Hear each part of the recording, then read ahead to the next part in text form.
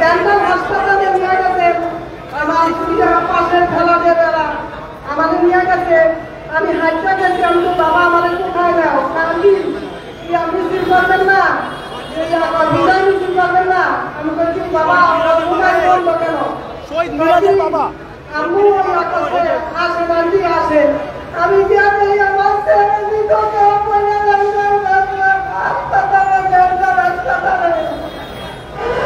আমি এই জুলাই সনদপত্র ঘোষণা না করা পর্যন্ত বিচার না পর্যন্ত জুলাই ইলেকশনে চাই না।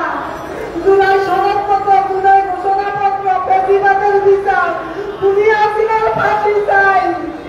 আমার ছেলে তুমি জুলাই গুলি করছে, আমার ছেলে উইগানে পয়সা লাগছে, ওই ধানের সঙ্গে পয়সা লাগছে আমার ছেলে। আমার বন্ধুরা করছে, আমার ছেলের বন্ধুরা বলছে আন্টি গুলি গায়ে পয়সা লাগছে, আনতে যাইবো হাসপাতালে নিবো। হ্যাঁ আমি সুযোগ পাইলে আমার ছেলে এইখানে মারা গেছে। আমি এখানে ঘুরে আসি না, এই ফেসিবাদী শৈলাচারে বিচার চাই। আমি বিচার চাই, এই রাস্তাটা আমি কোনোদিন নির্জন চাই না, বিচার চাই।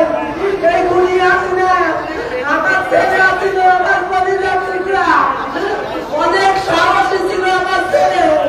আমি তো ছেলে পাবো না, আমি তো সারাদিন কান্না করি। আমার বাবাই কই দিয়ে গেল, আমার বাবাই কই দিয়ে গেল, আমার বাবা আমার একা দিয়ে গেছে, আমার সাথী নাই। আমি এই ছেলেগুলো অনেক সাহসী, আমার কামাই করে খাইছি, আমার এই এই জুলাই সনদপত্র ঘোষণা না হলে সরে যাই। এই 5 আগস্টের আগে আমরা জুলাই সনদপত্র চাই, আমরা চাই।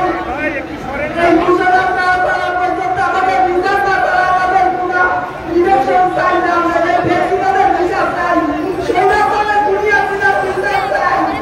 আমি এই আমাদের রাখি থেকে অনেক অনেক ধন্যবাদ।